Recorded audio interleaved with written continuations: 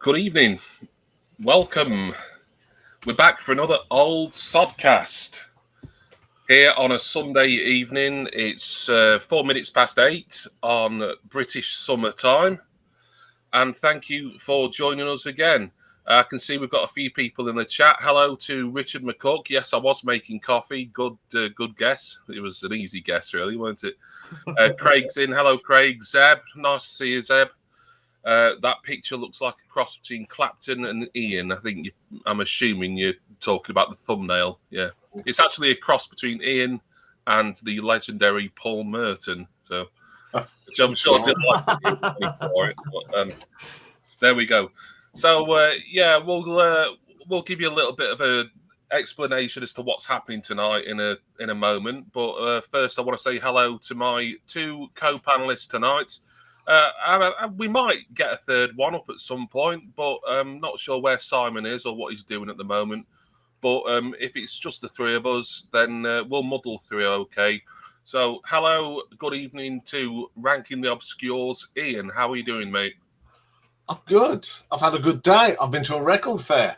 I was going to ask you about that. Did you pick anything up? Oh, yes. I will tell you later, because I'm going to show it on Thursday, but I'll let you in on the secret. And I've picked up some decent albums. Yes. Oh, lovely stuff. I haven't been to a good record fair in a long time. Was it quite a local one for you? Yes, it was at Cobbler's Ground, Sixfields. Oh yeah, Northampton Town. Yeah. So okay. yeah, it was pretty good. We got there early, so we had the first real batch of things. All I'll say is the usual bins of extortionate priced albums. But I said to one bloke, I brought that when it came out. And there was a Mr. Bad Guy. You remember I showed it on Thursday. He wanted 55 quid for it. Right, okay. And I said to him, I said, I brought that when it coming out at $4.99. And I said, I wouldn't give you $4.99 for it now because it's crap. Well, yeah, but regardless of the quality, some things do rise in value, don't they? Yeah, so, you're not going to sell that at 55 quid. No one will pay 55 quid for that album because it's appalling. Well, you never know. You might hold out for a sucker one of these days. Yeah. So you're going live again this Thursday as usual? I'm going twice. Oh, yes, of course. Yeah, if you want to let people know. Yeah, 11 o'clock. Round about 11 o'clock, we're going to just do a little pre-announcing the winner of Battle Royale, which has been announced on Thursday evening on the live stream. So it's a little thing to get together. I don't know if Dave's going to be about because sadly he's lost his great uncle. Oh, dear. And it may be the funeral, so I don't know about Dave, but I'm sure we'll muddle through as we always do. So that's what's happening. So it's this Thursday we're going to announce if it's Who's Best or Sergeant Pepper's. Yep, the big result, the final will be decided and announced on Thursday. So it's a big day in the vinyl community calendar. So make sure you're there at 11 o'clock in the morning, UK time. Just for a little chat and a bit of a preview of what people think and bit of a post-mortem if that's probably not quite the appropriate. Yeah, and then I'll be telling you about what's coming in between this and the next competition, because the next competition is Ian, as you know, it's in the making. So that's what's happening this week. But birthdays galore, lots of birthday top tens this month. Yep, including. Yes, and Nick. So we share one. I think me and Nick, don't we? Yes, you do. Yeah, yours is October. Yeah, yours is. Yeah, so that's what's happening on my channel. It's a very busy week. Yeah, I won't be at Ian's on Thursday because I'll be in Nottingham for Pet Shop Boys. I think Richard might be being sarcastic then when he's, although perhaps not. I don't know. It's hard to tell sarcasm, isn't it? Because it was mentioned a few times. Thursday, 11 a.m. and Sorry, 8 p.m. Sorry, I nearly gave the wrong time for your live stream there. All right, so lots to look forward to, particularly the live stuff for Ranking the Obscure. And of course, don't forget to check out all these other stuff, the birthday top tens all throughout the month of June. Hello, Jason. We haven't forgotten about you. That's all right. That's fine. You were talking. Didn't want to interrupt. Yeah. How are you doing? You You didn't right? want to interrupt. Has he taken his medication today or what? No, you were busy talking, so I kept it stum. How are you, Jason? How's your fortnight? Yeah, I'm all right. Not been up to much really. Under the radar, still doing very, very well. I think I've done 9 videos and it's 3.4k views, so pretty pleased with that. For me, that's a hell of a lot. Got loads of various records and bits and pieces coming through to show you over the next week or so. I think I said to you myself that I've been doing gap filling. So just albums that I've got, some I've had on tape. Yeah, I'm trying to get again on the CD. And I discovered a few bits that I didn't know existed, so it's all good. So that they'll be featured. Did my not really record related, but did my comic convention thing the other day, so that's good. And yeah, just moseying along, and whatever comes will come. All right. Yep. Thank you for that, Chase. I've got a pretty full schedule. No, they said schedule then, which isn't right. I've got a fairly full schedule again this week. Monday, tomorrow is Mini Disc Monday, featuring a band who I've got a lot on mini discs, so they'll be featured multiple times over the coming months. Wednesday, the Smule. Can I give you a clue about it? 1980s, yeah. It's one of my favourite songs. It's a little bit in the ballad vein as well, which isn't my wheelhouse normally. But look out for that on Wednesday. Thursday's got to be a busy day as me, and he's in the chat at the moment. Leroy Screwballs. We will be in Nottingham. Leroy is coming up on the Wednesday at some point. He's staying over at mine, and then we're staying the night in Nottingham on Thursday because we'll be seeing Pet Shop Boys. So hence why I'll be absent from Ian's shenanigans on Thursday. Friday, I've got just a little sort of random video that I decided to put out that's coming out on Friday because I didn't want to put anything major out because I didn't want necessarily be around to promote it. I'll be in Nottingham till, whenever Lee decides he wants to go home, basically, on the Friday. And hopefully, if I'll try and get as much footage as I can, but I'm not one for holding up a phone camera in concerts, to be honest. But I'll try and get some sort of video done about my Pet Shop Boys concert experience. It might be mostly just me talking, really, with hardly, if any, footage. But if I can get that done over the weekend, then that'll probably be coming out next Monday. So that's my schedule. Let me have a look. Leroy's doing some Pet Shop Boys puns here. He said it's a sin earlier when he was referring to Jason. Well, yeah, everything he does is pretty sinful, really, isn't it? Now he's asking not to be left to his own devices. Yeah, how many more of those can you do tonight, mate? Yeah, I'll be very impressed if you can do at least 10. Zeb asks me if I know how many mini discs were made. Official, not record your own. It was a lot. It's way more than you think. Put it that way. But no, I don't know the exact amount. But I imagine it'll be in the thousands. And I've got 70 or maybe 80 of them. Right then. So let's get cracking with today's topic. And it's going to be like a kind of panel show tonight. Well, it's a panel show every week, every fortnight, because we're a panel. This is a live show, but panel show in the kind of television sense, where we're basically doing our own version of Room 101. This one is Music Room 101. Now, there might be some people in the chat who aren't sure what Room 101 is. It's a long-running BBC TV show. And basically, there's the host, and then there's, I think, normally 3 panelists. But I remember back in the early days, I think it just used to be one guest with the host. And the guest, the panelist, would consign 3 things to Room 101. So 3 things that they can't stand that will be consigned forever to hell, basically. And we're doing it tonight, but with specific music-related things that we hate. Now, say we, I'm the moderator tonight. I've not picked anything.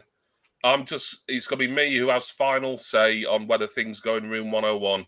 So if Ian's first pick, if I agree with him strongly, it'll go in. If Jason's second pick, for instance, I think, well, no, I don't agree with that, then it won't go in. So that's how it works. Nice and simple. Got to pay the rent, dude. Yeah, that's 3. yeah, Jason, you like being given jobs to do. You can count how many he's doing there. That's 4, I think. I've explained that. You'll see how it goes as we get along. If Simon comes in, then he can obviously join in while we're in motion, as it were. But otherwise, I think it's just going to be Ian and Jason with their 3 picks. And I get the final say. But obviously, everyone in the chat, you make your feelings heard, and you might be able to sway me one way or the other if there's strong enough opinion in the chat. So please feel free to join in. Let me know if these things that Ian and Jason are nominating should go in our Music Room 101. Right then, I think that's all the business taken care of, so we can get started with Music Room 101. And who wants to go first, Ian or Jason? I bet neither of you really mind. Oh, you want to go first, dear Jason? Yeah, because I want to get this one in just in case anyone else has picked it. All right, okay. Oh, that you've just reminded me. They've picked 3 each that they got to tell us about tonight, but there'll be a few alternates as well in case there's any overlap or repetition. So, yeah. If Simon doesn't join us, if Jason's got a 4th, he can throw in. I've got one I can throw in. Yeah, I mean, if we don't get joined by Vinyl Dale by then, and we're doing okay for time, then yeah, we can do a couple extras. Yeah, no problem. Yeah. Okay. Okay. Jason, it's over to you first then. Okay, so I'll have to bring up my notes in a minute. It's an individual that I want to put in, and it's one Mr. Simon Cowell, because he is the ultimate puppet master. I can't stand what he's done to British music. I know he's not the first, but he's probably the most high profile of them, with doing Pop Idol and X Factor and all the rest of it. And it's the way that he's basically used people up, tune them out. They're told what to sing, they're told how to dress, what to dance, how to act in public, bloody blah, all the rest of it. And once he's done with them, he kicks them to the curb. So to just give you an illustration, right, of some of the information I've found out. Now, yes, I know that some of them are going to be very successful, but usually through their own, if you like, independence. They've broken away from him and they've gone on to do their own thing, right? And they're probably more successful now than they've ever been. Some of them. Some people might argue the toss over that, but anyway, to give an example, so we got Gareth Gates. Now he got dropped after just a year after the X Factor. I think it was it? No, it was Pop Idol, wasn't it? That one. It got dropped just after a year. You got the Darius bloke. He only ever released 2 albums. He got dropped. Right. I don't know all of these, but this is just examples. You had Steve Brookstein. He had 2 albums and was dropped after he accused Simon Cowell of refusal of creative freedom, which sounds about right to me, because it was all about what Stephen Cowell wanted, Simon Cowell wanted, and forget what the individual wanted or anything like that. You had that group G4, right? They I think they were successful in something like 2003, 2007. They'd split. They did get back together, but they only released Christmas albums now. Shane Ward's another one. I think Leona Lewis. She parted from the label in 2014. Yeah. So basically, nearly everyone who won or did well on the X Factor, or maybe even Britain's Got Talent, won that. I mean that's basically they got the contract terminated after a while. Yeah, I mean, Simon Cowell's well known for doing that. I think I've mentioned it previously before. Who is Stephen Cowell? Yeah. I mean, a very fair point. Obviously, Jason. I mean, a puppet master's a perfect description for him. I don't know if it was Simon Cowell making the decision, or it might not have been. It might have just been their record label. But did you know that Girls Aloud nearly got dropped after their first album? Doesn't surprise me. Even though their first album did well. No, it was Simon Cowell who was responsible for it, because apparently they sold, I think, 2 million copies of their album, but he expected 3 million. I mean, it's sometimes people are difficult to please, aren't they? And he seems impossible to please. Exactly. Ian, have you got any thoughts on Mr. Cowell? He's a tosspot. Thank you. I think he's arrogant. He thinks he's the best thing since bread.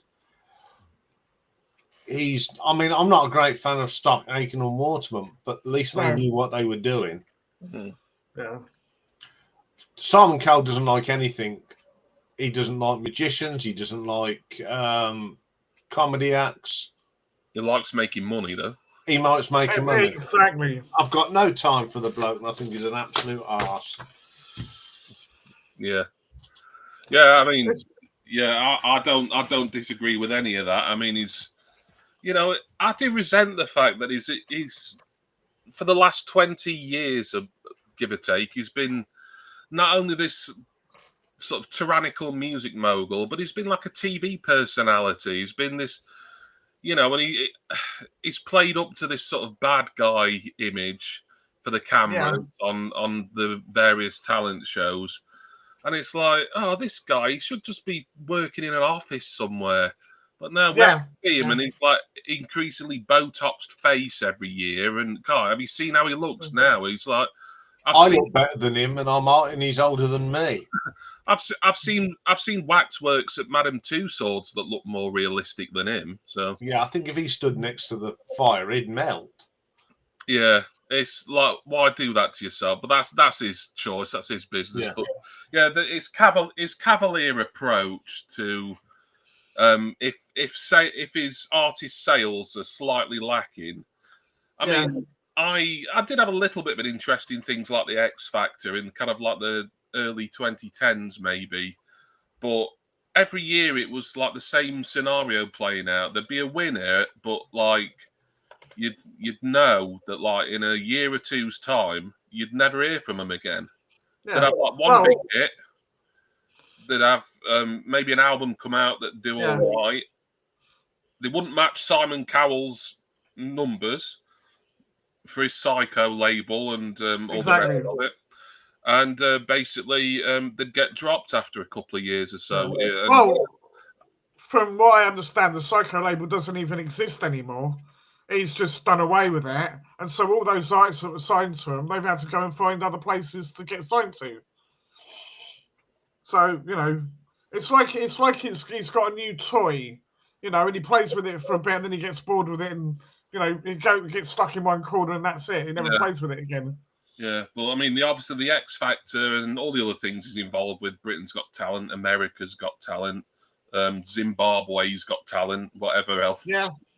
they're all big money spinners for someone who has been coining it in for decades now, even before he became a TV personality. Yeah.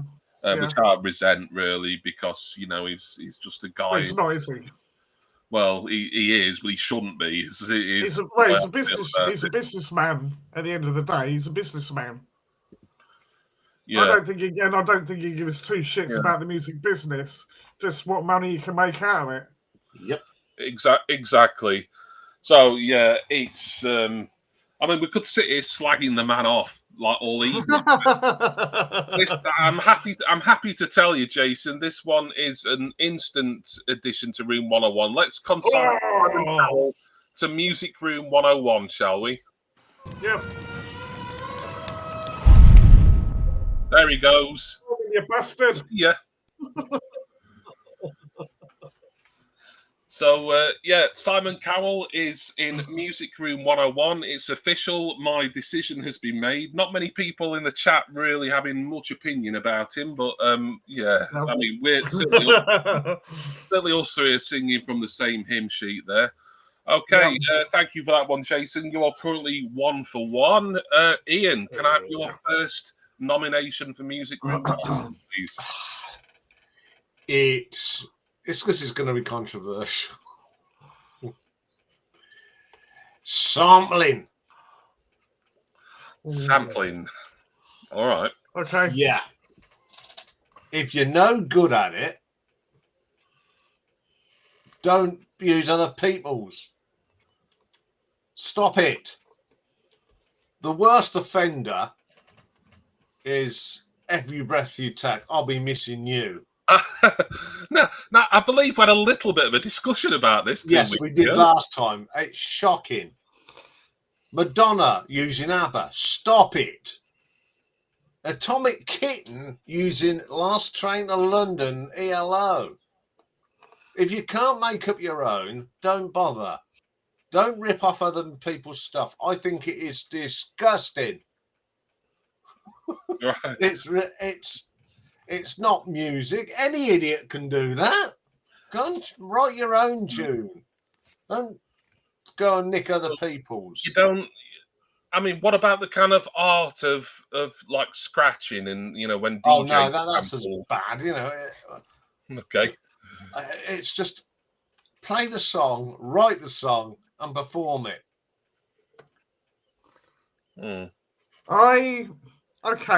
I get what Ian's saying about when they're basically ripping off the whole damn song, right? I mean, didn't Sugar Babes do it with Space Oddity or something like that? Yeah, which was a disgrace. Yeah, okay. So I get that, and then basically you're taking all the music and you just putting your own lyrics with it and singing over the top. So it's like a form of karaoke in a way, but you've changed the lyrics. My only issue with that is that I like when people have taken individual samples. So it's just like a drum beat and then they've picked something else from something else or whatever, and they've mixed stuff around. That I like because it is okay. You could argue the fact that they're not musicians, but they're being creative with what they've got. They're thinking about what goes with what. They're not just, if it was just one song, right, and they were just ripping off that whole song, then yes, I agree with you. But when it's, say, someone like Mars or Pump Up the Volume, and they've been very creative with De La Soul, for example, yeah, they're very, very good at choosing things that go together and making a song work and making it their own. It's not just sitting there and going, oh, well, I'll just take every single bit of this and put stuff over the top. That, so I'm kind of disagreeing with you in a way, but I get your point. I still want to kind of see if we can come to some sort of impasse with me and Ian here, because he knows how I feel about sampling, and it's like pretty much completely the opposite of what he said. But what about mashups? Like really well done mashups, and that's got elements known. I think there's three things that's wrong with the music industry today: sampling, Simon Cowell, and doing just covers. In anything, it's just I just don't. I like a musician to sit down and do it. Okay, there's people that sound like other bands. There's nothing wrong with that, because if you're influenced by another band, there's nothing sounding like them or doing it. But don't go and nick it. I mean, Vanilla Ice. What was he thinking? And he tried to get away with that, and he didn't. So yeah, I just think I like Shreds. Yeah. So I've just seen Richard's comment. Put me in room 101. I mean, yeah, Stevie's final cupboard has made an excellent point here. KLF, Daleks, and Sweet. No ways that going into room 101. I mean, you know how much I love the KLF. And certainly their early work, up till, I would say, kind of What Time Is Love early, it was all samples. And their first album, 1987, What the F-U-C-K is Going On. I mean, that is... I mean, that had so many samples in it. I mean, the offending one was Dancing Queen by ABBA, and they had to go and burn all remaining copies of the album, and that's why the album's bloody expensive now. Yeah, because they cheated. Yeah, Ian, I like sampling. I like hearing familiar samples in like hip hop tracks. I love a good mashup.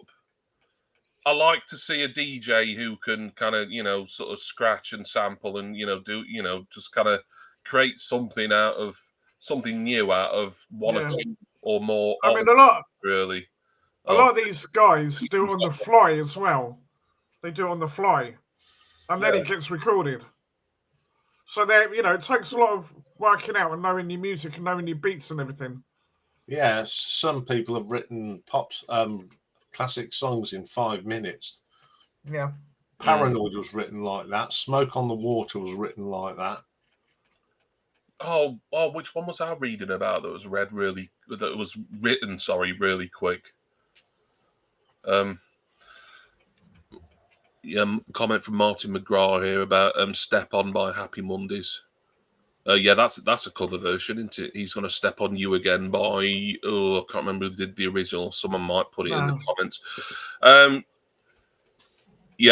Ian, it's not going in. It's not going. I think you probably suspected that you'd have to really sort of fight, and you have fought your case, admittedly. But I like stuff with sampling. I do get the final say here.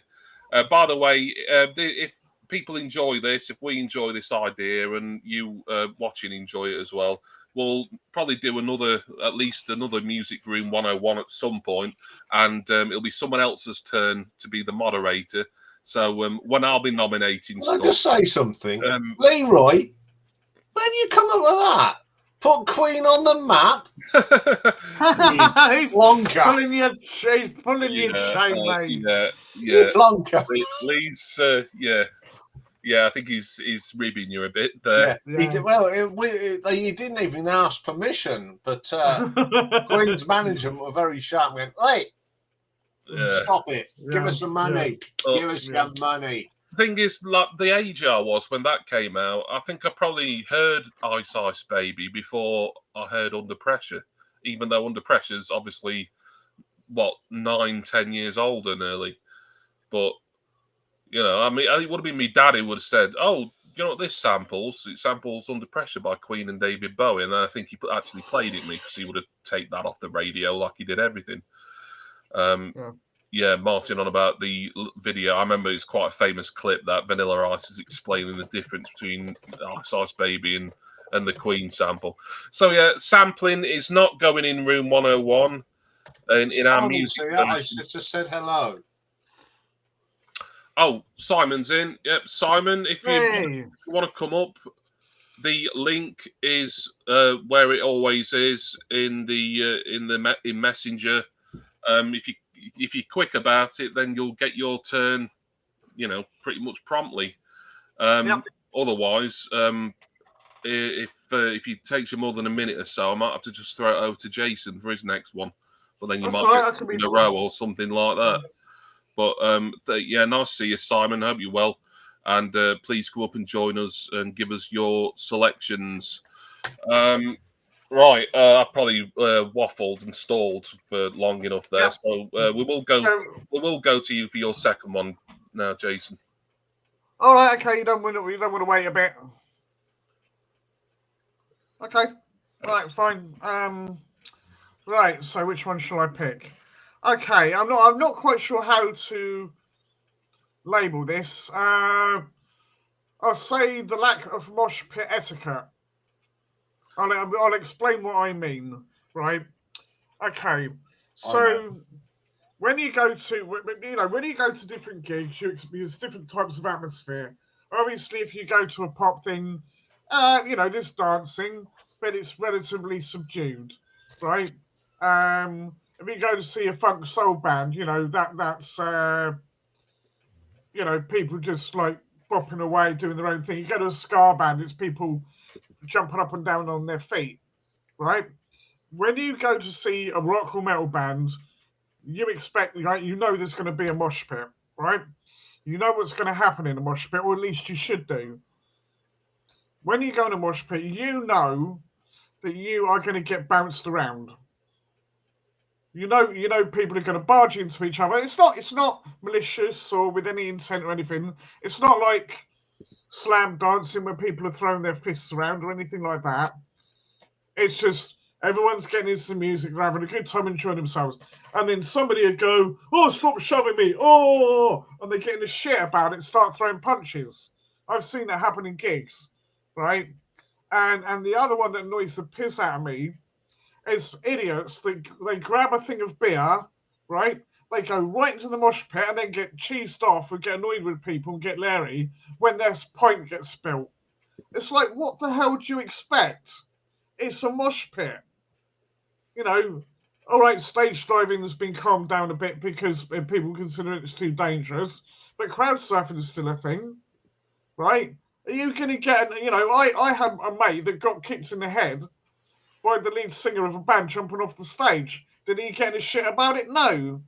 He laughed. He thought it was funny. It hurt, but he still laughed about it, right? It's all part of the atmosphere. And if you don't get that, if you're being naive enough to not realise what you're getting yourself involved in, then perhaps you shouldn't be going to those kind of gigs. It's stupid mentality. It's been causing aggro when there's no need to cause aggro. If you don't want to be involved in it, stand to one side. There's plenty of space at the side of the stage, right? Or go stay at the back, propping up the bar. Don't get involved in the mosh pit and then start getting leery because someone spilt your pint. It's ridiculous.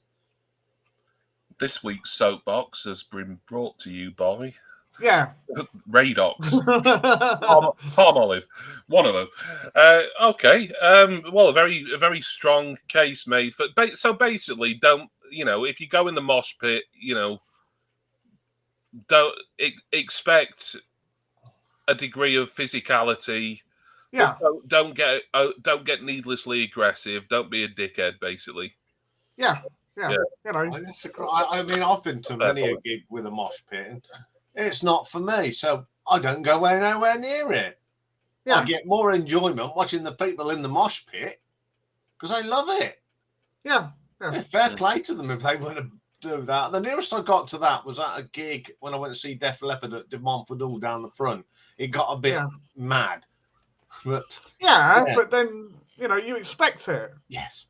People are fired up. You're in the crowd, and it's like people when you stand up and people tell you to sit down. That's ridiculous. Yeah, if you don't this is what you turn and say, this is what you come for. You don't sit down in a rock concert. No. Yeah.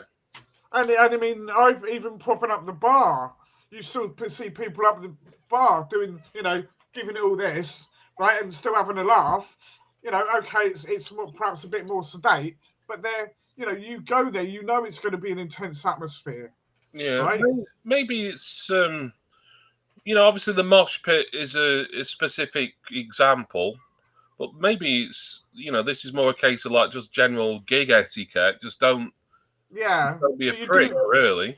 I pick rock because it's more commonplace in rock gigs. if you go and if you go and watch Kenny G, you're hardly going to get bouncing up and down like an idiot, are you? I will take umbrage with something you did say earlier, though, Jay. So I agree with you for the most part. And obviously, me only hearing the anecdote, I wasn't there to see it. But the fact that someone in the crowd could get a boot in the head from a member of the band. Yeah, it wasn't intentional. No, I know, but it's like that sort of thing. Really, there does need to be certain safety precautions, even if it's just. I mean, that was a long time ago, so it's not the same now. As I said, stage diving isn't really a thing. Because, and I'm speaking as someone who has suffered a concussion before, and it's not. Yeah, fair enough. It's not pleasant, but with what we know in the modern medical age about concussion trauma. Yeah, again, that's probably why they're not allowed to do it anymore. So I would say, well, I mean, fair play that the guy found it funny at the time, but but then again, on the other hand, that might happen to someone, and their first idea would be to litigate. It'd be like, right, I've got a bit of a bump on my head. I can sue that guy for that. So yeah, true. But I mean, I think if you're a performer, but like you're able to, albeit accidentally, you're able to potentially physically harm an audience member. If the audience member had like invaded the stage or whatever, then get security around to take him around the back and give him a good drubbing. But fair enough. If it's not, if the person was in that section and they weren't crossing any boundaries between performer or stage and audience, then I think the responsibility, in my opinion, would lie with the musician there. And I get that. But I do get how exuberant rock stars can be. It was in the moment. It wasn't malicious or anything like that. So I've never really been an official mosh. Is the Richard and Stevie are doing the Pet Shop Boys puns now. Thank you, Richard. It's I'd like to know what the chat think of this. Hello, Ivan. Nice to see you, mate. Thank you for coming in. I mean, it's a case of like if you're going in the mosh pit, if you want to, then don't be surprised if things go a little bit tits up for you. But try. If the experience isn't for you, then don't do it again. But don't start fights and stuff. Yeah, no, that's the thing. I don't feel like vehemently, passionately about it, but I think I agree with you, Jason, and I think therefore this one will go in Music Room 101. Whee! We go. Mosh Pit arseholes are in Music Room 101. Jason is 2 for 2. He's still got another point. Pardon? Seen a message from Simon. Yes, I saw it. I saw it earlier. I did highlight it. Yeah, that's fine. Okay. That's fine, Simon. I hope you'll be able to join us in 2 weeks' time, and I'll talk a little bit about 2 weeks' time near the end. All right, then, Ian, it's your second pick. Right. If most people that watch my videos, when I'm doing rock bands, some of the classics, there is one bugbear that really gets up my nose. It's when brilliant rock bands were told in the 80s to become MTV friendly. Shitty drums, shitty guitars. No. It was, and I blame MTV for this. It didn't care what your music wasn't important as long as you look good. Yeah. And I've got some examples of two bands that really went sour. Now, I love ZZ Top. They were a blues band. They broke in this country with Eliminated, Give Me All Your Lovin', brilliant stuff. And then their follow-up, and we had this the other night, was this garbage. All right. Afterburner. Smooth 80s production. Frank Beard's drums that were all electronic. The guitars, it's all smooth. And the other person to blame for that was Mutt Lang. Yeah, we've talked about it a little bit previously, haven't we? Yeah, Mutt Lang. Thing. And another album that was absolutely abysmal is this. Slip of a Tongue, White Snake. Again, it's just absolute dire. All about making great videos. The songs didn't care as long as the videos. I don't want to throw but 80s production. There's so many of my favourite bands. Even some of the proggy bands, they went all poppy and electronic drums. Shitty hair. Yeah, you're absolutely right, Nick. It was all about hair. It was the that almost disco drums, We don't want that on rock. Right. No. Well, yeah, it's like the kind of overproduction of rock music. Then that kind of the 80s. Where they'd use Simmons drum machine rather than a proper drum kit. And get your Pearl kit out and get your Zidane cymbals out. Yeah. You don't need all that nonsense. I mean, Frank Beard is a great bluesy rock drummer. I bet he thought it was an alien giving him an electronic drum kit. I mean, what's this do? God, yeah. You're absolutely right. I love the 80s, don't get me wrong, but what happened to rock music in the 80s was abysmal.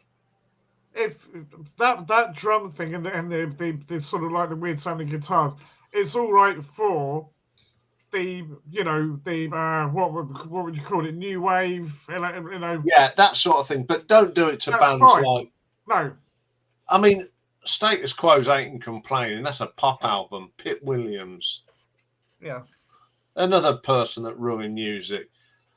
I'm just thinking of other examples. Uriah Heep, the Equator album, that's got whip sort of keyboards. No, Rich Hammond organ. Thank you.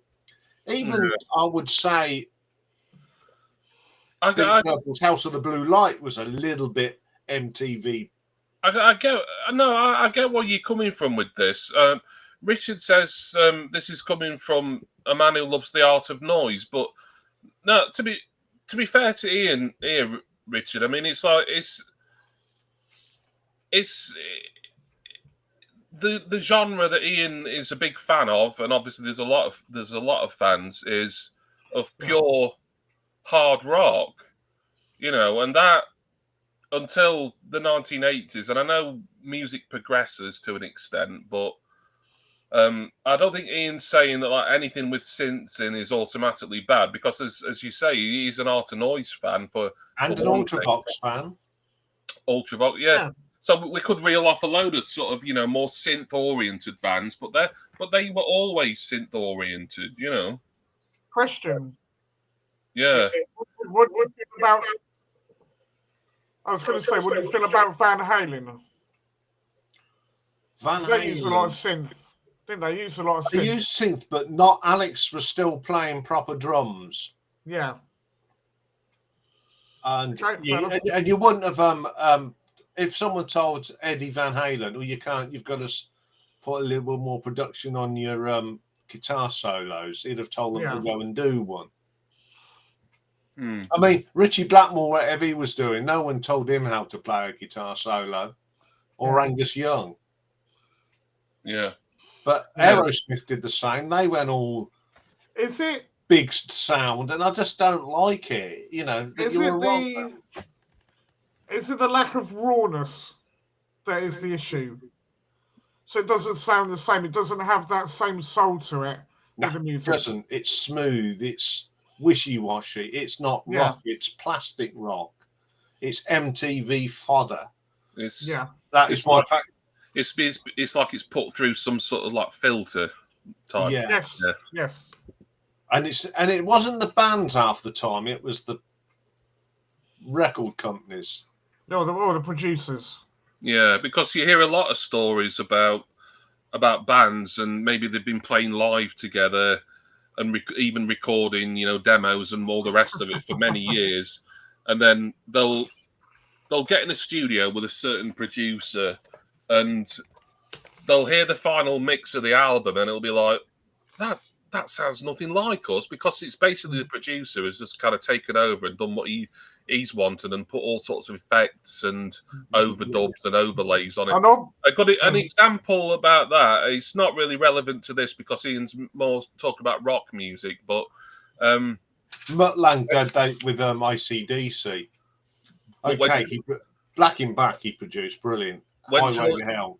When Joy Division went into the studio to record Unknown Pleasures, their first album, I just had a notification about connection being lost. Then am I still here?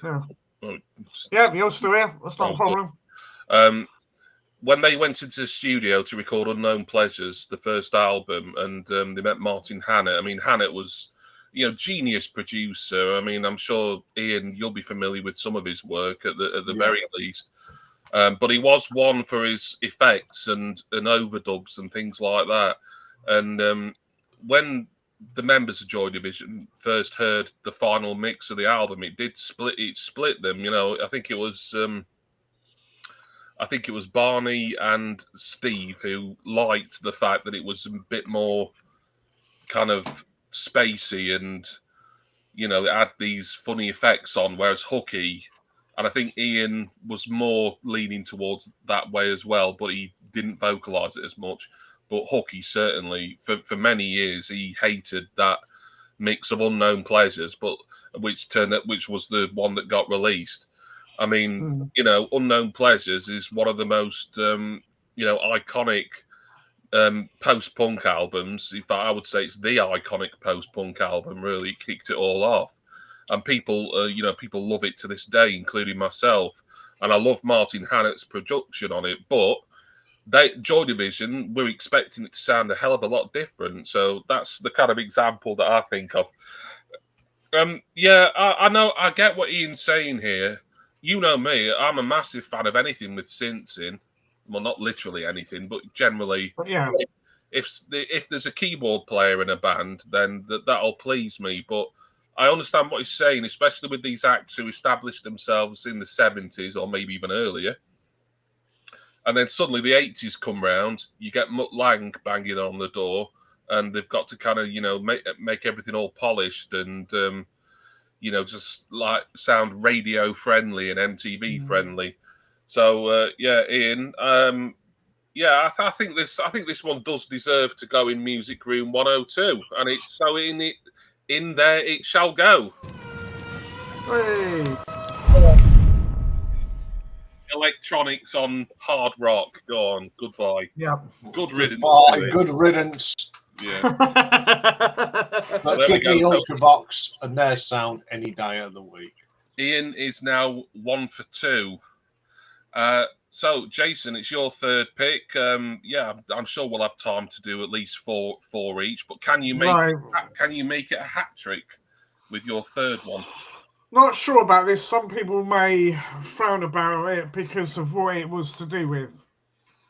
But it's an act, and I use the term very, very loosely, that I want to put in, and that is Lad Baby. The epitome of shite. Are you pandering to me tonight, or what? No, I even went. I will admit, right, that there was more the concept that annoyed me than anything else. But I've actually gone and listened to the songs quite recently, and they're bloody dreadful. They are dire, right? Okay, for those of people that don't know who Lad Baby is, I don't think they had one last year, but for 5 years previously, they have had 5 Christmas number ones. And they're all about bloody sausage rolls. All of them. Well, they started out as a YouTube channel. And They're still going as a YouTube channel. And it was made... The YouTube channel itself is not so bad. It's just... it's this London couple. If Jason says anything like that again, I'm putting him into room 101. Oh, I said 102, did I? Sorry. That would have been all. Yeah, save me maybe getting sued over this by the BBC. Perhaps I should have called it Room 102. Yeah, Room 101. Sorry, Craig. Yeah. You actually like the Lad Baby YouTube? Oh God, there's no account. No, I don't know. I don't like it. I'm just saying, right? It's supposed to be a sort of a semi-family friendly channel because they've got the kids involved and they play pranks on each other. It's very relatively harmless fun, right? But they should have stuck to that. Now, yes, they're raising money for charities when they're doing the thing. I get that, right? That in itself is not the issue. It's the because there's been plenty of charity songs that have been fine, right? We were talking the other day, weren't we, about Perfect Day for Children in Need? That was fine. What do we call it? Do They Know It's Christmas? Right, that was fine. Okay, it's not the greatest song in the world, but it's fine. Yeah, they're all right. But when people use it as an excuse to come up with some contrived drivelling shit with a bloke that can't sing, and him and his missus says, "Oh, I can't sing" on the one of the videos, and he goes, "Oh yeah, we'll fix that." Right? Well, doesn't that tell you all you need to know? Right? I don't particularly like Starship. We booked the city on rock and roll, but it's a damn sight better than one that's going, "Oh, we built it on sausage rolls. Oh, ha ha ha ha ha ha. That's really funny. Ha ha ha ha." Off. Quite frankly. Yeah. Absolute garbage. And 5 years in a row. Once would have been tolerable. 2, and then anything after that, it's like, no, just go away. I don't want to know. I do like the idea of like a prominent YouTuber like releasing a parody single though. Do you remember the Portishead single Glory Box? Yeah. Well, I think there's a certain YouTuber who could parody that, and it'd probably be a massive smash hit. He could do Pizza Box. Fair enough. Yeah. if you know, you know. Yeah, it's just the fact that the joke wasn't particularly funny in the first. It's supposed to be humorous, right? It's supposed to be light-hearted, but it wasn't particularly funny in the first place. I mean, if you want to use that joke, right, changing rock and roll to sausage roll, well, Thunder were doing it for years on their tours, long before Lad Baby probably even existed. So he's not being particularly original either with it. The only thing I can say in Lad Baby's favour, I've forgotten his real name. I don't really give a shit. I don't even care. He is a Nottingham Forest fan. That's the only thing I can say in his favour. Okay. Ian, is there anything to be said for sparing Lad Baby from Room 101 or 102, as I accidentally called it earlier? Well, again, it's the same thing. And if you can't do anything, don't bother. Don't nick other people's and just change a few words. Mm. But as Jason said, that's been going on for years. You go to gigs, even the people that write it will change the words at a gig. Francis Rossi used to do it. Yeah. There's a song round, but something went wrong with the size of my sound of my song thing, and he goes, something went wrong with the song, the size of me do. There was another one that did something about in New Order. He I think sometimes he'd do it because he was like, pissed or high or whatever, but other times he'd do it just because he thought it was funny, and it just came to him. He'd often change lyrics like on the fly in concerts. I've got a ton of New Order bootleg CDs, and the amount of them where I can hear Bernard Sumner changing the lyrics, and sometimes they're funny, and other times I think he's just trying to shock, or he's kind of letting off steam because he's in a bad mood. Rino Jelkovic was doing it for parody songs for years, where he's changing the lyrics. Songs almost identical. He's just doing his own performance of it with different words, right? So it's not new, right? And it's just. It's cringeworthy. It's what it is. It just makes you want to go. I think you're saying that. I think the funniest one I ever heard when that was Freddie Mercury when he was doing they were doing a bit of a cover of the moment she walked in the joint. Oh yeah. And he went, I don't flop my for any man, and the crowd just went, Freddie. But this guy, he's got. I think my little finger's got more talent. Exactly. Yeah. Now you can say it's for charity, but the thing, like, I don't want to get like overly political here. It's my channel. I'm entitled to if I really want. But Yeah. what I will say, the Trussell Trust, which is the charity. I think it's been the same charity every time they've done this, and they've done it 4 or 5 times. Yeah. With their Christmas singles. It's a food bank charity, very worthy cause, but it's only a very slight percentage that's going to them. You'd make a much better donation if, like, you just donated directly and all your money went to the Trussell Trust, like go on their website, or if you're able to, just like drop off a food package or two at your nearest food bank. And B, why are we, a developed country in the Western world, in the 2020s, having all these food banks open to start with? I'll tell you why. It's to do with a certain bunch of bastards called the Conservative government. That's what it is.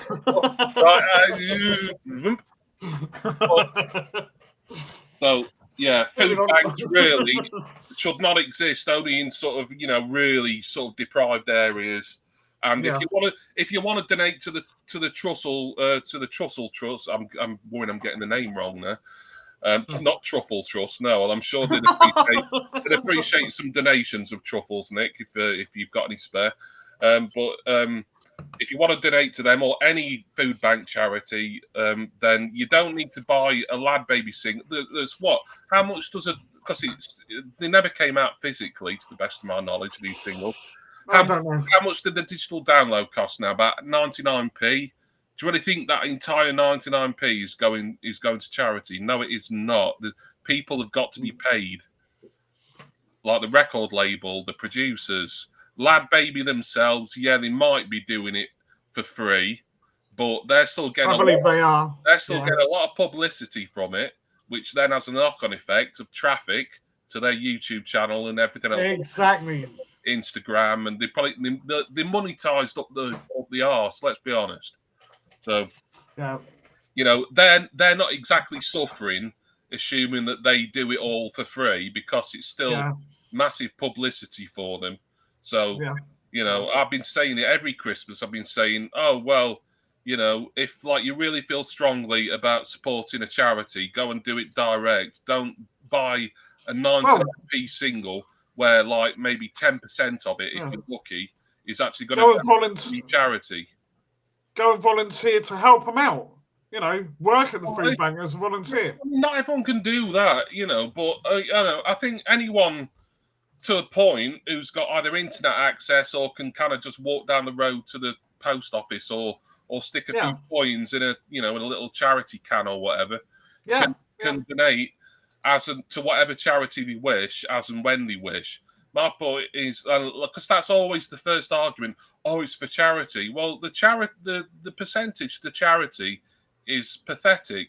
At least when Bob Geldof formed Band Aid, at least he was insistent that as much of the money as possible had to go to famine relief. Whereas it's no longer the case. It's just, it's just arseholes playing at being arseholes, dressing it up as some sort of great humanitarian deed.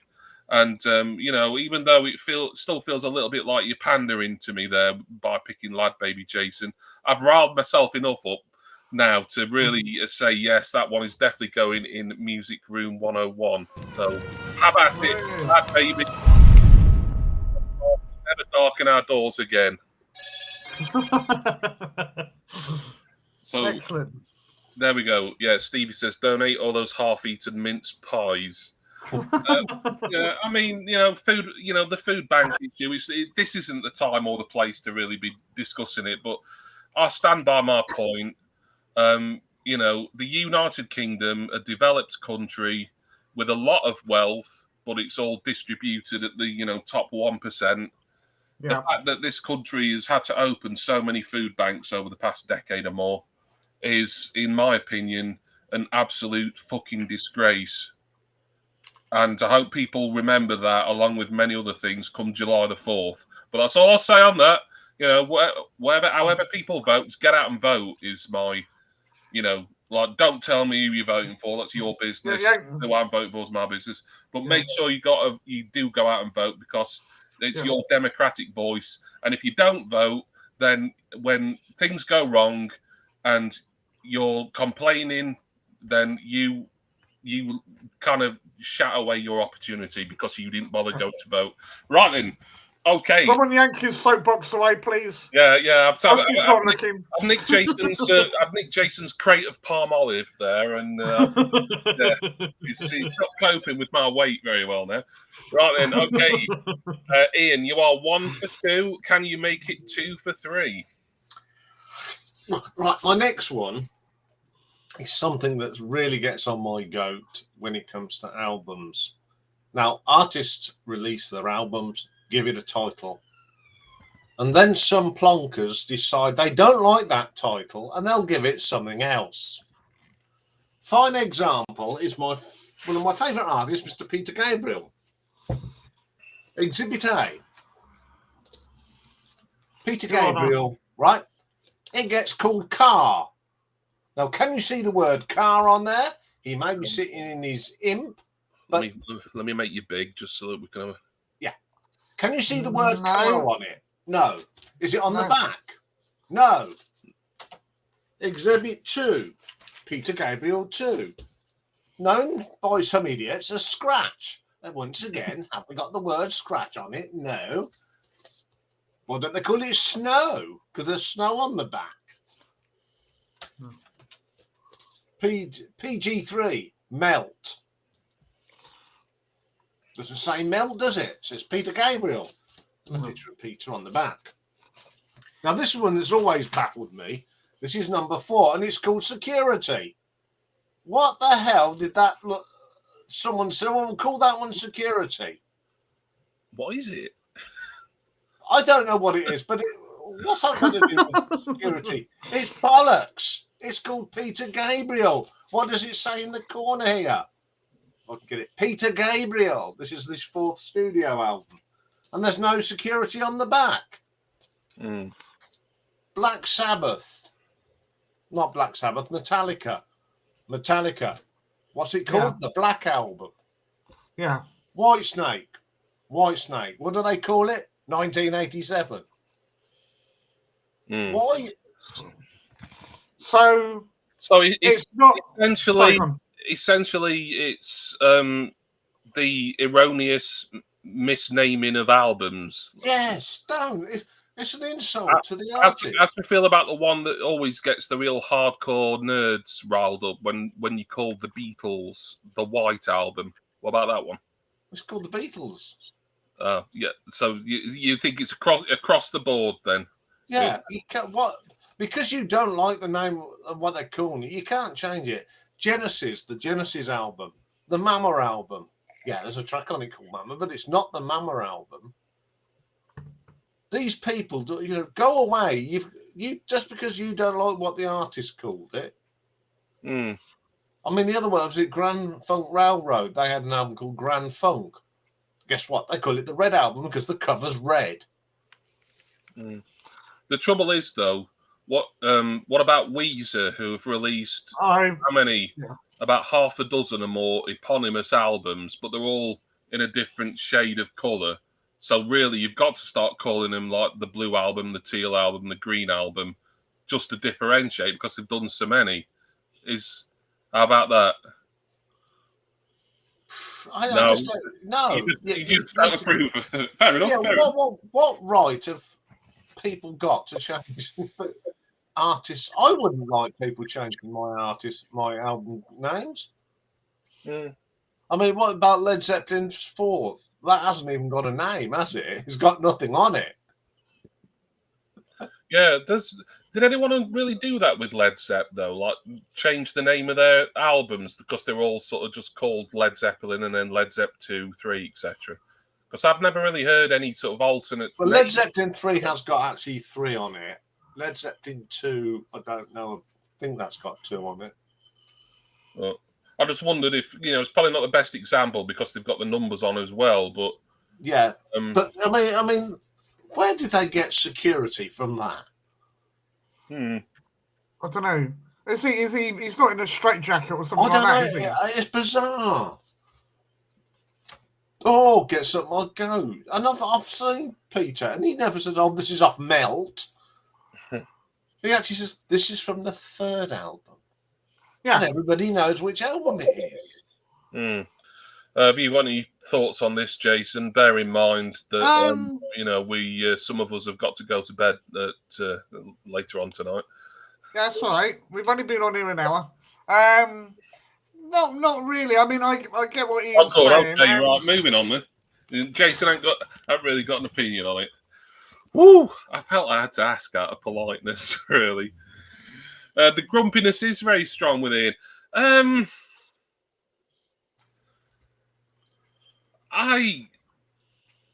I can't feel very strongly about this. I mean, I use the Weezer example because they've released so many albums just called Weezer that, like, even they will say, "Oh, well, yeah, this is off the Green album. This is off the Black album. The Black album by Weezer is very good, by the way. It's one I can highly recommend."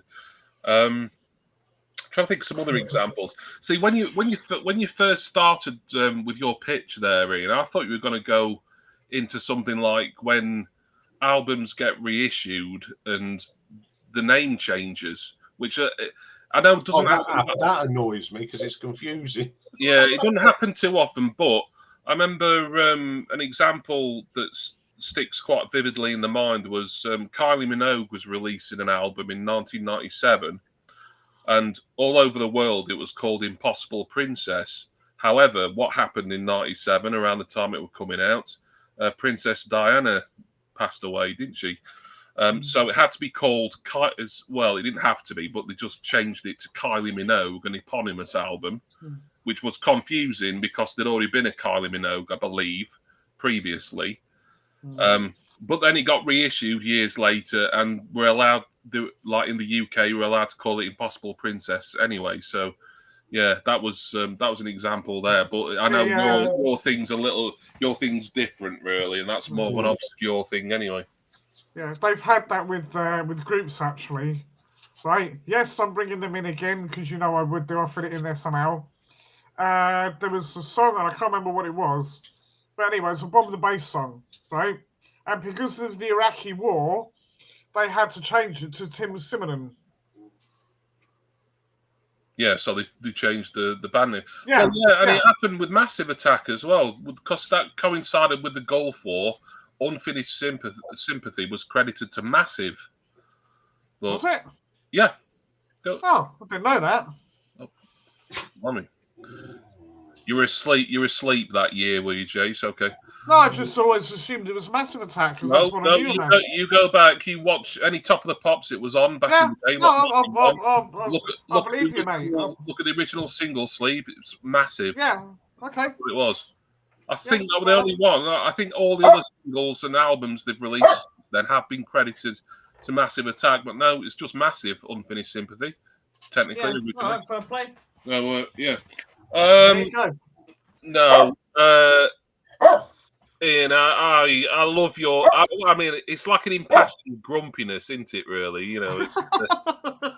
it's it's great, but I can't. I don't feel strongly enough to put this in Music Room 101. I'm afraid.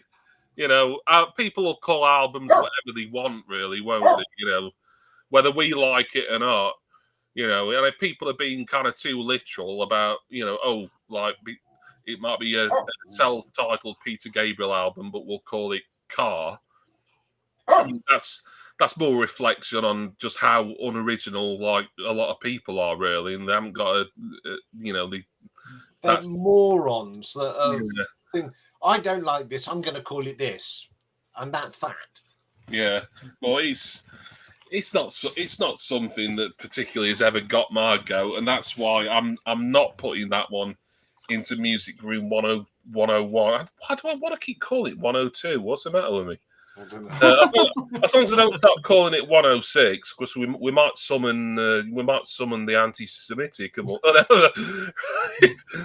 Another one there. If you know, you know.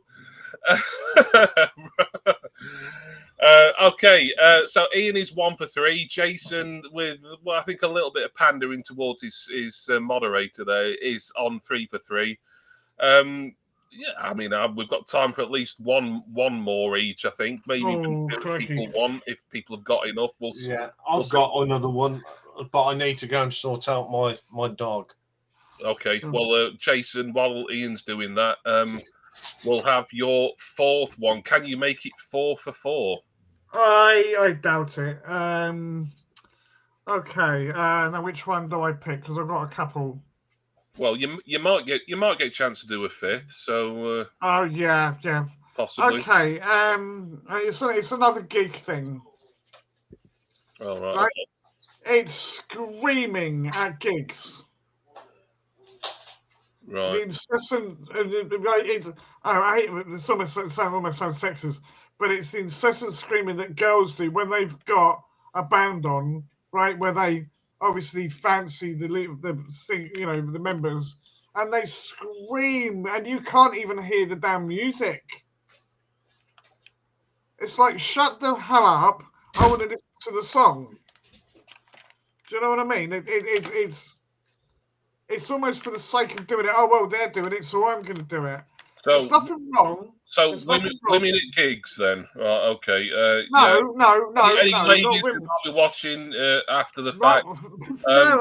Don't go to concerts and don't get overexcited. You should stay at home. Twisting my words. Twisting my words. No, I said incessant screaming. It might be blokes that do it for all I bloody know. Well, I thought you were speaking from experience. So come on, Jason, be honest. Well, yeah, no, right. Okay. I have been. Okay, I had to take my sister to see Bros. Right. I hated it. Oh dear. Right. But if I'm there, I at least want to be able to listen to the tunes. I don't want to be, somebody, regardless of their sex or whatever, screaming in my ear roll, so I can't even hear. When I get out of the gig, I'm pretty, I'm not deaf because of the loudness of the gig. I'm deaf because of the loudness of the person screaming right next to me. Right? You can cheer, right? When a song's over, yeah, and you want to go, yeah, or whatever, right? Or even scream then. That's fine. But don't do it. The Beatles was a prime example. You see the footage. And these and it was mainly women, right? There's no two ways about it. Yeah, going absolutely batshit crazy, right? Screaming their lungs out. And the only reason you can hear the sound on the footage is because it's been amplified. If you'd been there, you'd have been able to hear sod all. Well, they said that about many Beatles concerts. They couldn't hear what they were playing. Yeah, it's ridiculous. Just by all means, get into the music, enjoy the music. But how can you enjoy it if you can't even hear it? Because there's, 10,000 odd people screaming like banshees. So yeah, you're basically basing this whole pitch for Room 101 based on a Bros concert that you went to 30-something years ago. All right, okay. I could say about it. Radio One event that I went to. There were people screaming at that for things like E17. It's pop fans, though, isn't it? It's like teeny boppers. But in the world, young teenage fans, predominantly girls.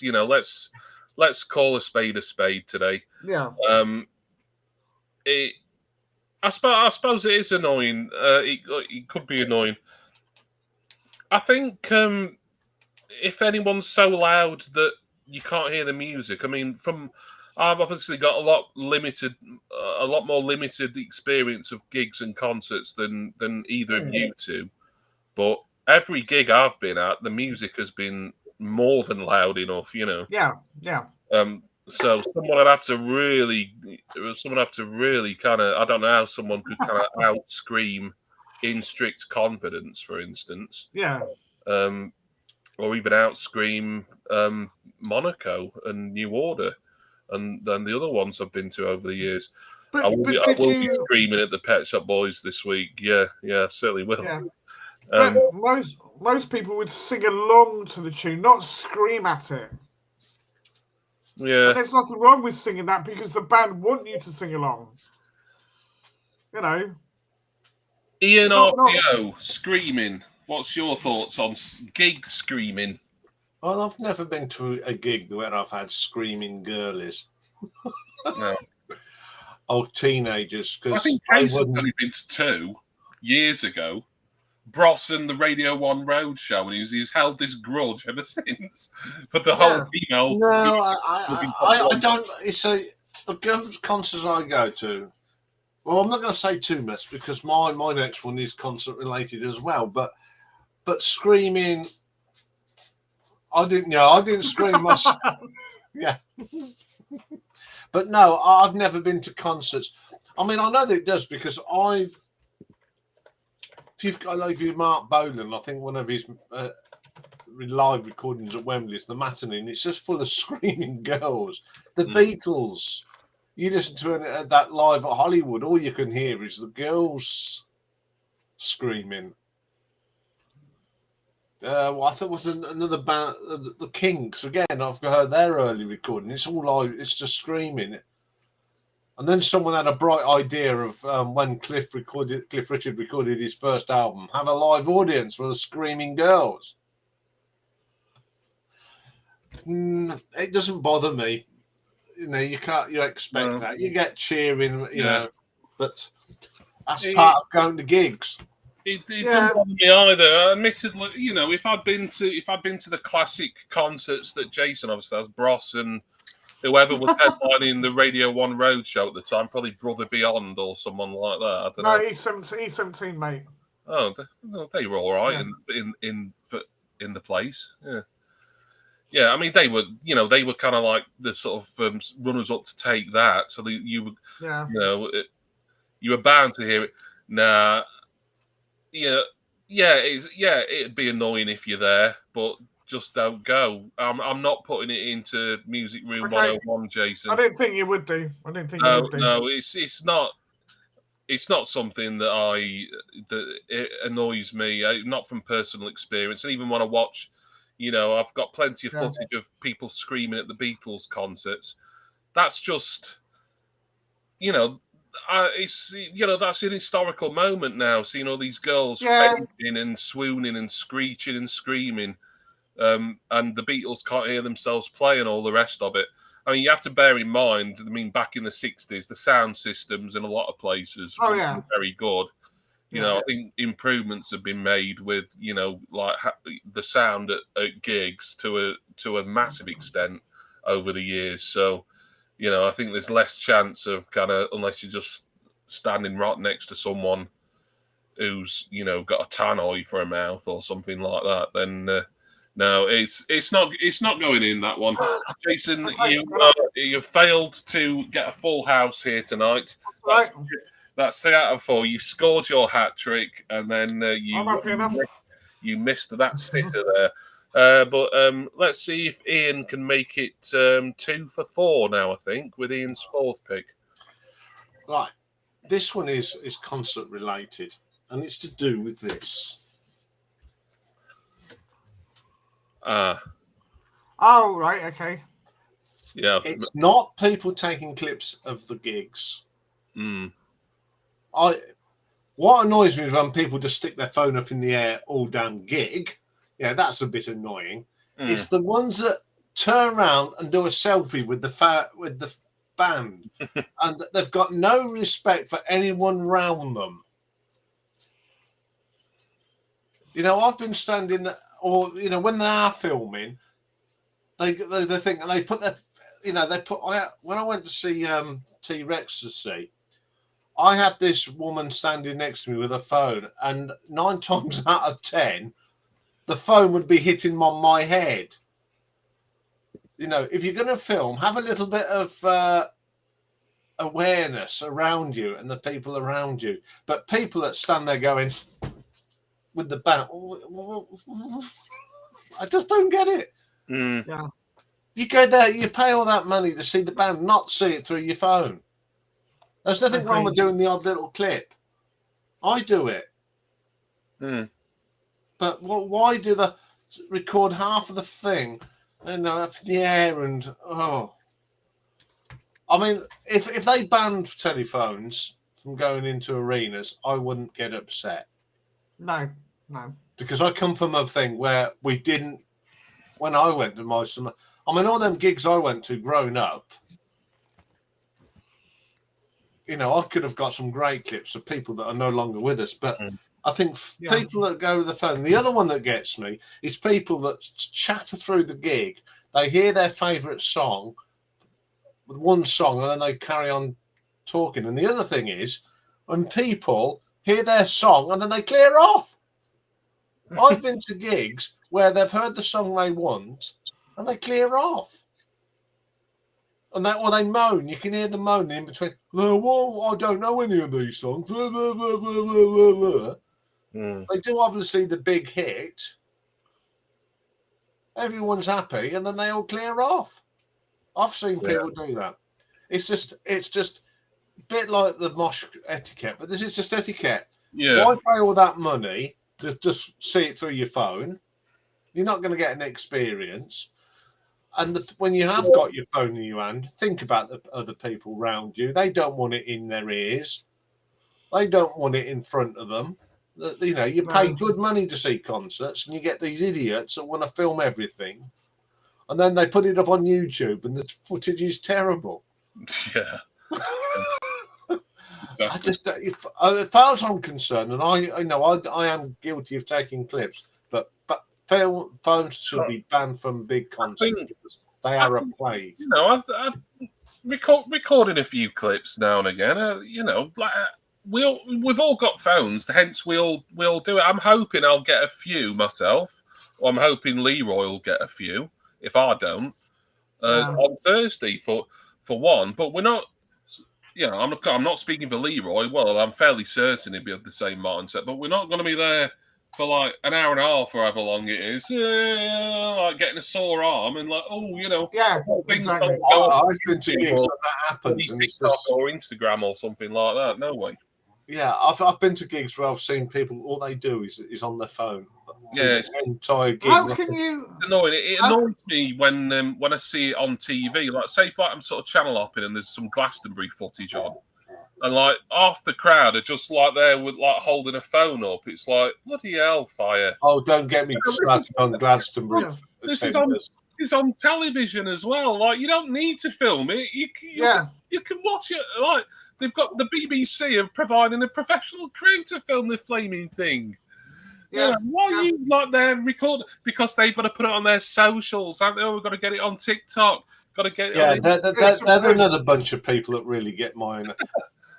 I've never known gigs to have to put up so many banners. So if you're standing at the back or behind banners, you ain't got a chance of seeing Jack. You can't even see the big screens because there's people holding up "Hello, Mum" and where they're from and flags. Why? You're watching grumpy old gig goers, starring Ian. I get what Ian's saying, because I mean, if I go to a gig, but yes, did I take some clips for the last gig I went to? Yeah, of course. But how long was the video? About 8 minutes, something like that. Yeah, we don't need to really dissect the in-depth. No, but my point is though. Video. Yeah, yes, my point is though. Yeah, you took some footage, but you didn't. It wasn't like constant. Yeah, exactly. That's what I'm getting at. See, I would much rather take a few clips for my own personal collection. Yes, I put them on YouTube, whatever, right? But for the most part, I was there with all the rest of them, jumping up and down like a loony, enjoying myself, right? Enjoying the gig for what it's supposed to be. You don't go there to film. that's not the be all. Yeah, and all. I mean, the last concert related video I made was the one when I went to see In Street Confidence in November. And if you look, there's a little bit of footage in there, but they're very short clips, and I think at least 2 of them were taken by Leroy anyway, because you can actually see me. Yeah. It couldn't be me because I'm not holding. I'm just there enjoying it or having a drink or whatever. So that's my sort of case with the defence really on that one. But it's also if I'd have been there for however long their set lasted, about an hour and 10 minutes. If I'd have been there holding a phone throughout, I would have come home and said, you know what, I didn't enjoy that gig, and it was my own bloody fault because I spent an hour and 10 minutes holding my phone up and trying to record the whole bloody lot. Well, the other thing as well is when people are there doing it, you have to move in order to be able to see the stage because you've got their phone in your face, effectively. I've said that to someone once. I haven't paid 90 quid to see your phone in my face. Yeah. They didn't like it. Well, no. It's a fair point, and I do agree. Yeah, I think kind of, we all use a smartphone. Even my mother now, she's finally learned how to use a smartphone after, 70 odd years. It's just one of those facts that everyone's going to have a phone. Everyone's going to be like taking footage, especially the youngsters for their socials and all that malarkey. I mean, I suppose the nearest equivalent I can think of, like from years ago, pre-mobile phones, pre-smartphones, was, kind of like the tapers sections, where people would just be like, they'd have some sort of audio recording device, maybe surreptitiously planted on themselves, and then they'll be basically recording a bootleg to listen back to, and that's a lot different. It's not intrusive. I mean, if they're going to try and start selling things like that, then that's a different topic for a different day, maybe. But that was, and I know people still do that. I mean, you can, I know someone on Facebook who sells all sorts of bootlegs, thousands and thousands of them, and some of the gigs are really recent. And that's fine. Some of them are recorded at the the sound monitor, so they sound especially good, and others are just kind of recorded by someone with, I don't know, portable mini disc or some sort of fancy hard disk recorder elsewhere in the venue. But Ian, I do agree. It is annoying. It's pretty irritating, and I don't like to see it. I don't like to see it when I'm watching a gig on TV or when I'm watching one of my New Order concerts on DVD. So you know what, Ian? This one is going in Music Room 101. So be off with you. Good riddance and all. Oh yeah. There we go. So Ian, that's your second of 4 nominations that has gone in Music Room 101. Have you both got one more each? Maybe. Do you want to do one? Not really. It's very tenuous. Well, that's all right. Ian, all right. Have you got another one? I have, yeah. Yeah. Well, yeah. We're having fun. We can do one more each. Cool. Yeah. Okay. I mean, yeah. If it's look, it might be tenuous, but I might thoroughly agree with you and want to win. So. I haven't really got many examples. It's mainly one song that annoys the piss out of me. Doesn't matter. So that's got it in there. Okay. It's incessant whistling in songs. So the one that really annoyed me is it's fine when there's a bit of a tune, but it's when it's tuneless. It's just tuneless noise. I can't remember the name of the band, right? But I think it was a song called Young Folk, and it goes. I can't even whistle, so what am I talking about?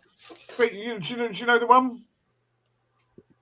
No, and that was probably the least helpful bit of ever. I told you it was That tenuous. sounded like everything that had ever been recorded, and yet at the same time, it sounded like nothing on earth. Well, maybe that's the point. Maybe that's the point. No, it's what it is. I mean, I didn't like the song anyway, right? And I just found it annoying, mentally annoying. But we had a meeting at work, and it was used as the, like when we're waiting for the stream to start, you've got a bit of music that plays. Yeah, it was like that, but it was the whistling bit on a loop. Right, and then when they were doing talking about what you needed to do and the things that you were learning and all the rest of it, each break they do the whistling, right? No, don't worry, Be Happy's not too bad. I don't mind that because that's in tune. Oh, it's only certain whistling. It's not. No, it's the incessant, tuneless whistling, right? I did say it was tenuous.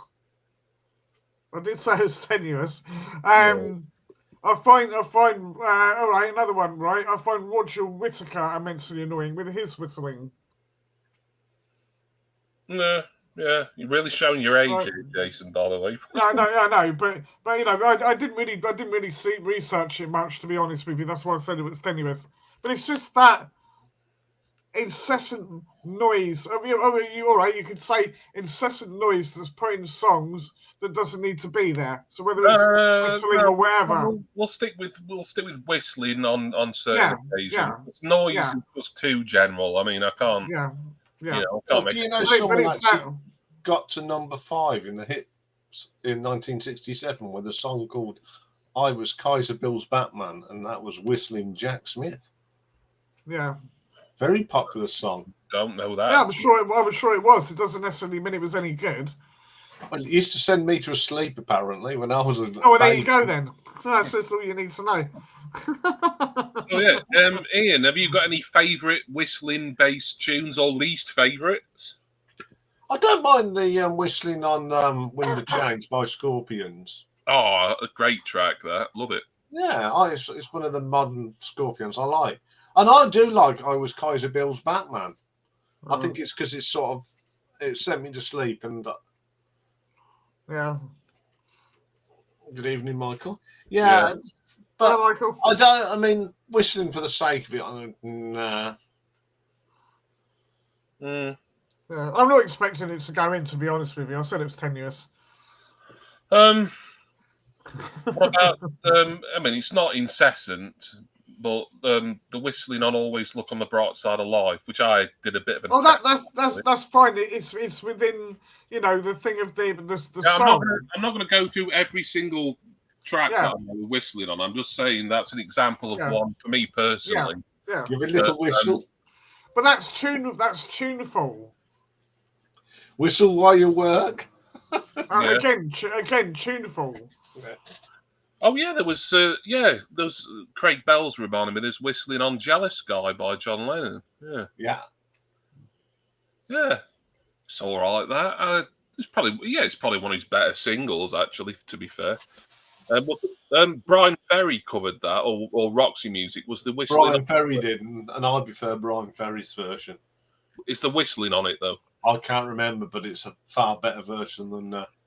Brian Ferry looks like the sort of guy who'd be good at whistling, doesn't he? He's just got that look. Whistling on Game with Frontiers. You're absolutely right, Richard. Oh yeah, of course, yeah. Oh, which is on that album. Yeah, I like that song actually. Yeah, Games with that Frontiers. Yeah, there was the Whistle song by this was like within the last 15 years or so, and I've forgotten who it was by now. It was probably Pitbull actually, or someone like that. I quite liked it, but it was it was like sort of dance rap really. So for what it was fine. Nothing. Not the greatest piece of music ever, but it didn't annoy me. Yeah, you were right, Jason. It's pretty tenuous. Simply because I think none of us can think of any specific examples of whistling that we really dislike. Then, yeah. Perhaps we should have just put that song in. Well, Well, maybe, but I still don't think it would have made any difference ultimately because I wasn't familiar with the song for one thing. But no, whistling in certain songs is not going in Music Room 101. So, Jason, tonight you are ending up with 3 consignments out of 5, which I don't think is too bad. No, that's all right. I'm happy with that. Can Ian level with you at the end with his 5th and final? Well, this is an artist. And it's an artist that can't write cheerful tunes. It's all about doom and gloom in her life, and I'm fed up of listening to her whinging on about her life, and that's Adele. She has not written a happy song, and it's all about her life. She gets married, divorced. Oh, there's my next album. I broke the crockery. Oh, I can write a song about that. She's Miss Doom and Gloom. And why people flock and see her, I just don't understand. I don't get her. She's not even a good singer. Yeah. She's dour. The music's dour. Everything about it is dour. She can't write nice lyrics. She's gloom and doom all the way, and I just don't like her. What did you think of her Bond theme, Skyfall? I feel like I've asked you that before, but yeah, I don't like it. It's dull. Okay. So I think it's one of her better songs. I'm not a fan of her by any shape. Yeah, but if you don't like her as a rule, then yeah, there's got to be something that's like, well, yeah, I don't like anything she's done, but that's kind of the best of the bad. She can't. She's just not. She's overrated.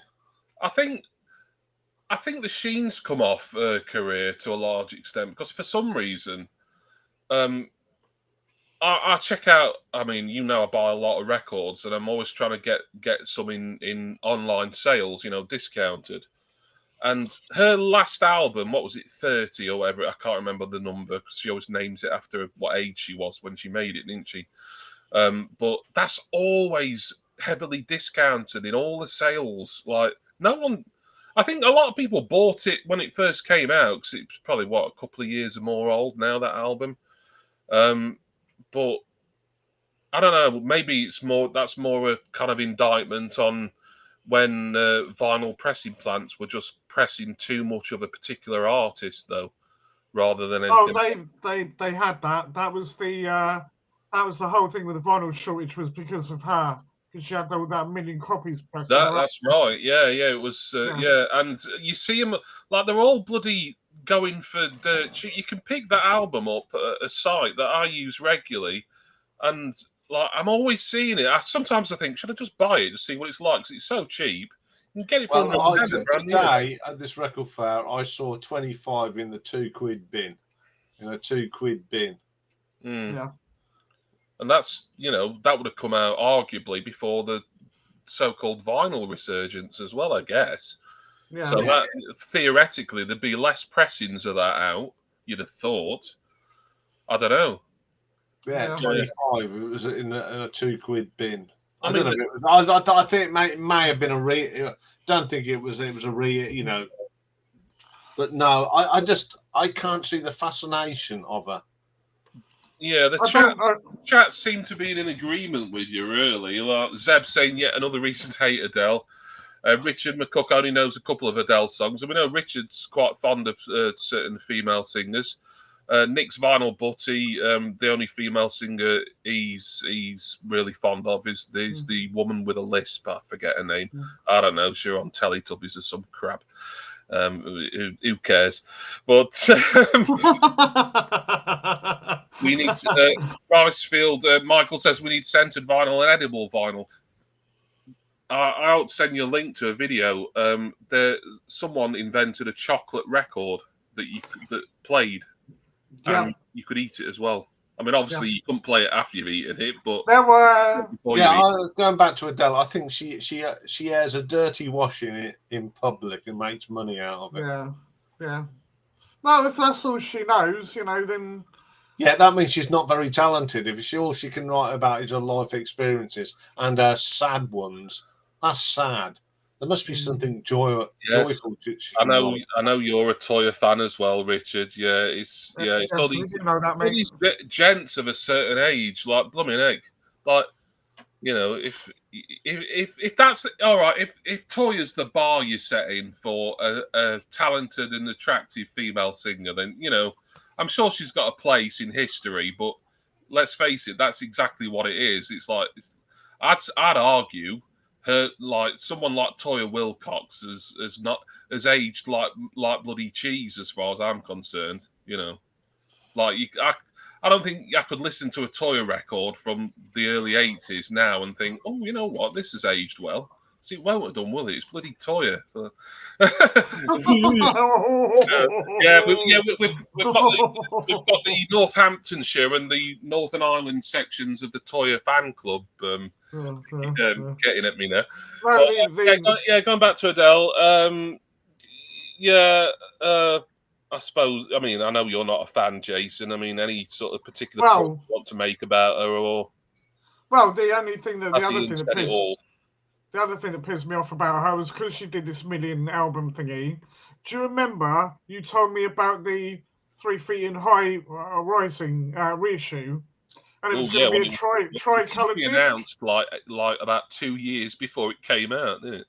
Right, and then when it came out, it wasn't tri-coloured. They had to release 3 individuals because I don't know what it was, but anyway, it was because of effing about that they couldn't produce what they wanted to produce.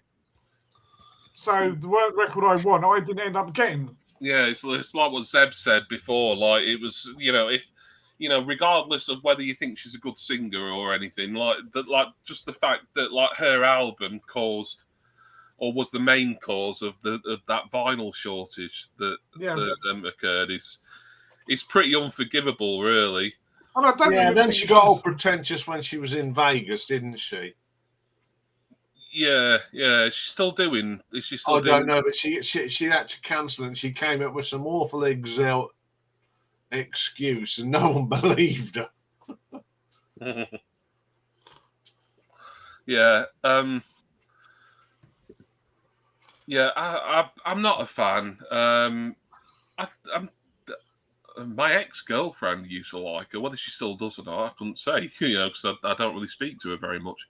My ex, that is. I've never spoken to Adele. Apparently, she's got quite the potty mouth on her, which would probably please a lot of people. But that's the thing. I bought my ex an Adele concert DVD. This is what 2011 to 2012. Yeah.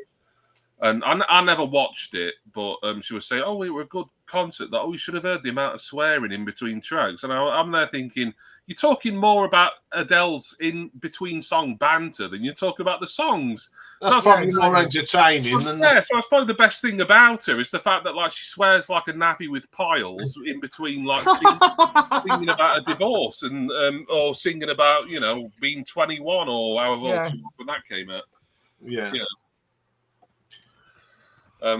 Michael says Toya is to us Brits what Britney Spears is to Americans. I think that's been Toya, to be honest. Yeah, we're not going to get bogged down in it. I think just put Adele in Froome 101 where she belongs. I think those of us, yeah. See, I'll save Toya specifically when it's my turn to put something. No. Adele. Yeah, I can totally see Ian's point here, really. Although she doesn't offend me, or I don't dislike her. I've never felt compelled to investigate her stuff further. I mean, she was all. I think she's got a lower profile now for whatever reason, but I just don't feel any compulsion to investigate any of her work, really, apart from when I see that bloody 30 album going cheap, and I think, well, shall I buy it because it's so cheap? But I'd buy it, I'd play it once, and that'd be it, really. It'd be a disappointment, but it'd be my own fault because I bought it. It comes with a gun. Yeah. So you can shoot yourself, yeah. I haven't brought the albums, but I've read her lyrics on Spotify, and they're depressing. She like everything's sort of like everything's got to be real personal, and it's all about her as the victim. Yeah, so it's a bit egomaniacal, would you say? Yeah, she's the victim. Doesn't tell the other side of the story. It's her, how she felt. How, yeah. Yeah. You know what? I think it's only right and only fair that Ian's fifth pick, Adele, that she gets booted into music room 101. Get in. Oh, get your Adele. No, there she goes. Look, for all eternity. So there we go. That was Music Room 101. I hope you enjoyed it. Stevie's Vinyl Cupboard says Lily Allen is worse. What, worse than Adele or worse than Toya or both? Or Britney? I don't know. I kind of lost track now. No one's worse than Toya Bloody Wilcox. You know, and another thing as well, she wasn't even the best presenter of songs of praise there ever was, neither. That was Pam Rhodes, and don't you forget it. Right? Or maybe Thora Heard, but she was she was famous. Oh well, I know you'd agree with that, Jason. That's kind of your era, but regardless of the Toya banter in the chat, I think this was very enjoyable. I had a lot of fun moderating. It's not. It felt like a little bit of a night off for me, really, just not having to think too much and just kind of spout my opinion every now and again. But I hope Ian and Jason enjoyed it and enjoyed doing, making their lists and their choices and stuff. And if people in the chat and if my co-hosts here today are in agreement, then I think this is something that we'll probably revisit and return to. Because I'm sure Ian will have a load more that he can think of over the coming weeks. And, this is the grumpy old gig goer after all. So I am not. I mean, I know it's but I just like to get into it and really. If you're not passionate, if you got to get your thing into room 101, you've got to give it everything. And yeah. And fair enough. Well, you both scored 3 out of 5, so I mean, I'm well chuffed with that. What that means in the grand scheme of things. I mean, if like that, I might have done it where like the person with the most consignments would have been the moderator next time, but I guess because you both drew, either Simon can do it if he's available when we do it again, or I'll flip a coin or something. But I'm sure we'll all, you two will get your chance each at some point because we'll do this again at some point. I'm sure. Don't know when. It won't be for a fair while because we've got other things in the pipeline, such as in 2 weeks' time. We're back to the tier lists. Yes, we're still doing them, and I know people do like them. And me and Ian and hopefully Simon will be tier ranking the 30 biggest selling singles of the 1960s. So if you're into the 60s, the swinging 60s and free love and all that sort of caper, then that's going to be a real fun one. I've got some work to do for that because I need to sort all my images out. I need to get in touch with Jonathan, who helps me, and I've got to listen to probably some of the stuff in that top 30. I'd like to be there for it, but as I say, it's Father's Day, and I'm also going to see my yes, I was about to say that Jason won't be with us in 2 weeks' time. So yeah, that's going to feel like another night off for me, just him not being here. That's how I was so highly thought of, isn't it? You rather like that. Well, make sure you tune in for it, Michael. Tune in. It's not a TV program, is it? Bloody hell. But you know what I mean. I know it's quite a funny time in Japan. It's quite like early in the morning, but we start at 8 p.m. UK time. It'll be in 2 weeks. Hopefully Simon will be with us. He's had what sounds like a bit of a busy week this week, and he didn't do any live streaming on Friday night anyway. And he wasn't around on Ian's on Thursday, so he's obviously busy and or tired. But hopefully he will be there. Otherwise, it'll just be me and Ian talking about 1960s singles. So I'm sure between the two of us, we'll make a good. Yeah, I'm sure we'll be fine. Yeah, we'll be okay. And then obviously Jason expects to be back unless I decide to finally pluck up the courage and fire him in 4 weeks' time for that one. And I don't think we've planned what we're doing in 4 weeks. Martin is just asking the thoughts on the song "Stay" by Shakespeare's Sister. Is it a one-hit wonder? Not really, because they had a couple of other fairly successful singles, didn't they? Yeah, they did. Was the Yeah. most That's the best one. Yeah.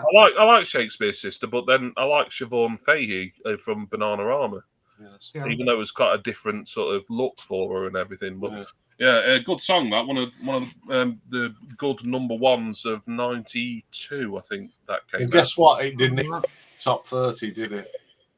It didn't. It didn't get in the '90s one. No, but we know there's a lot of big hitters that missed that. Yeah. For the likes of the Mr. Blobby and whoever else. All that Teletubbies, all that rubbish. Spice Girls, yeah. Yeah. I like the Spice Girls, Jason, but I'm not. I know you do. Not got a real emotional attachment to them. Now, if you start sitting there slagging off in your order, then I would have, of course, That's different. Yeah. I would kick your ass into shredded duck about it. But Spice Girls, I can let it go. A bit like how Richard and Nick can let it go. That I think Toya Wilcox is possibly one of the most overrated artists, silly female artists who ever lived. And on that bombshell, we better go. The top selling singles in whatever country Nick's referring to. It will be the UK ones. It'll be the top 30. Hope you can join us for that. It's going to be loads of fun. I'm sure Jason will watch it on replay. Yeah, and as you know, Jimmy's off to meet some West End girls. Well done. I don't think anyone had said that one. I'm getting a few submissions early on from people. I think he got 4. Craig got 1 as well. Oh, you were actually keeping count. I you did. Yeah, you said so. So you know. But join me again and Ian certainly, and hopefully Simon in 2 weeks on this channel. Join Ian when he's going live twice. First for a mini live stream, and then obviously his evening one, his proper weekly one. And we're doing during the day. He can't even say it. Self-titled. I'll do what it is because he's self-titled albums. Yeah, that's going to be good. And I've got some stuff lined up for that. Yeah. Yep. I've done mine. Or self-titled albums is what you need to be showing if you're wanting to be a guest on Ranking the Obscure on Thursday evening. Don't know if Simon will be back next Friday. Hopefully he will be if he's feeling up to it, but just look out for... Yeah, we don't know, obviously, if Dave is joining me this week because sadly Dave's had a death in his family. If he's around, he's around. But if the funeral is on Thursday, he won't be around. Yeah. So that's understandable. But there's going to be plenty of us there. Yeah, Ian will just be kind of carrying the load on his own if Dave isn't there. So, but I don't think that's going to alter Ian's schedule. But that's if you're wondering where Dave is. That's what will be. Yeah. So there we go. Plenty to look forward to. That's it. That's the word I'm looking for, Michael. Eponymous. Yeah. Thoughts to Dave and his family, obviously. Yeah, of course. Yep. If you watch on replay, Dave, lots of love, and we'll see you when we see you, and I'll see you when I see you in 2 weeks' time for another old Sodcast. But there's plenty of stuff coming out on the channel in the interim. But thank you to my co-hosts as always, Ian from Ranking the Obscure and Jason from Not Suitable for Mum. Been a lot of fun this one. Thank you all. We'll see you in a couple of weeks.